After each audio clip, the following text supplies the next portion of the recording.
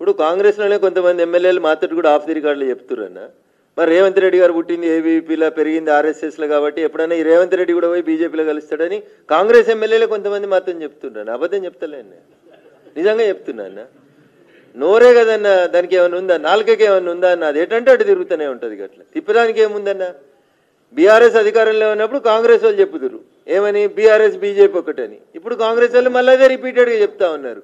పరిపాలన చేయనంటే పరిపాలన చేతగాక చెప్పే పంచాయతీ తప్ప నీ దగ్గర ఏమైనా ఆధారం ఉంటే దాని గురించి మాట్లాడు.